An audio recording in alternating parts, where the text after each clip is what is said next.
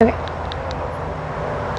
Hi, it's Julie and Chris. We're back again. We're making another part two. We're going to do the front of the house, talk a little bit about the property out front, what we see when we look out, and then we'll do the back, the other side of the house, and then that'll probably be enough for the next video.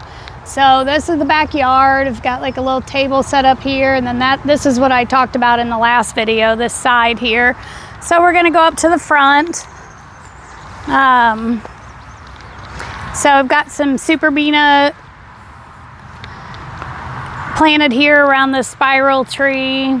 This is like just a little bit more permanent. I'm not gonna do a whole lot with it. Last year I found this it's dwarf zebra grass, and it was like this big when I got it last year. So it is definitely growing, but it's really not supposed to get much taller than that, which I like that for the size right there. And it's getting thicker this way, which I like because that means I can divide it and carry that out throughout the property and other places. And I just did a couple lyropy here.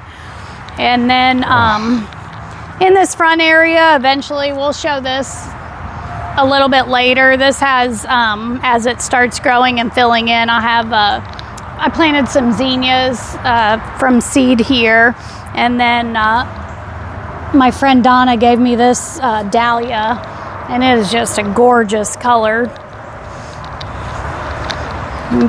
Get that? Isn't that pretty? Let me see if I got a name on it. Hypnotica Lavender is what it's called.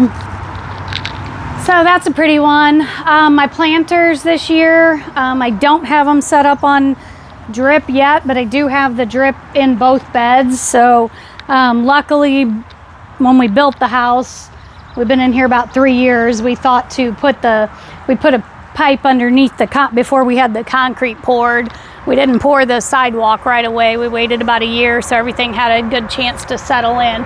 So we put a pipe under, and that way I could feed the drip line through. Well, it's not drip line, but I guess they call it highway. So I fed the highway underneath here. So that way I had access to do this too. So this one I don't have on drip yet, but it's coming. So this is a sweet potato plant. I got this from my friend Mike's nursery. Let's see, that one is, so all these in here, well, the coleus, I can't remember if it's a proven winner, but this is a proven winner. It's called Sweet Caroline Medusa Black. So I just love that color. When it first comes out, the leaves are green and then they turn. So hopefully if I can keep it alive and get the irrigation set up, you know, this should be trailing and look really pretty. This is another Superbina. Yeah, I don't remember the color. And then I put a coleus behind it. So I wanted to get a little pop of color in there. So, and then I did this planter the same way. So this one, you can see my drip. This one's sort of set up. I have it kind of over here, but I need to, I don't know. I got to work on that. I don't love the way, you know, that you can see it, but I've got a couple ideas on how I can kind of tack it down a little bit more. So front yard, Chris, if you want to get this, I don't know, yeah. you have to get in real close here. But this is a zinnia, and it's little tiny. I saved the seed last year, and I just sprinkled it all kind of through this whole edge right here.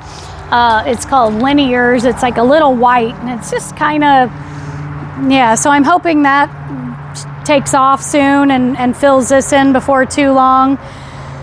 In the back, I've got on the two ends I have limelight hydrangea, and that's the third year on the limelight hydrangea. And in the middle, I also thought it was a limelight hydrangea, but it's already starting to bloom, and I believe that's an Annabelle hydrangea. The more I looked at the leaf, it's different, and it's blooming early.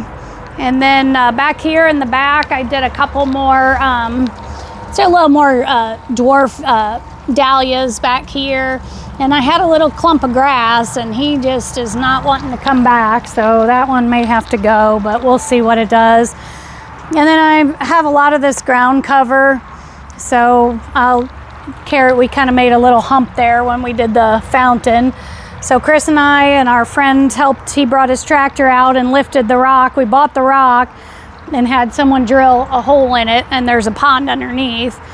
And our friend Kent brought his tractor out and lifted the rock into place where we had it. Behind the rock, close to the garage, those are like 3 clumps of the brown-eyed Susans. So that ought to be a nice pop. And then behind that, I have a iris, and that's done blooming already for this season. But it looked pretty. Had like a dark purple, the little more of a Dutch iris, the smaller ones. And then in front here, I've got some Dusty Miller. A couple of them came back from last year, and then I just added a few to it. And then again, I did some more Super Beanas up here. I believe this one is called Cherry Super Beana Royale Ice Cherry.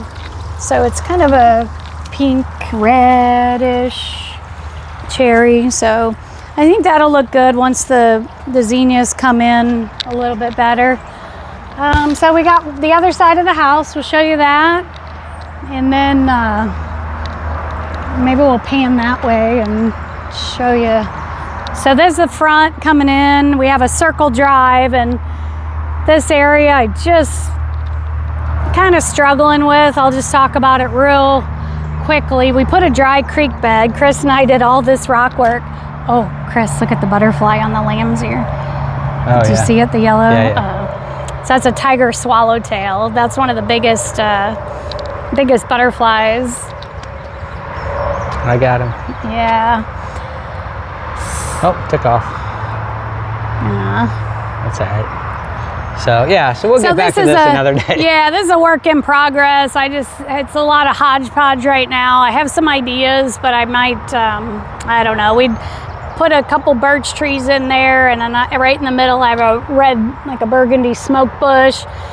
And then I dug up some wild black-eyed Susans, and they have taken over. So I'll show you that in a couple weeks. Yeah, when they come out more. Because it'll be full, Yeah.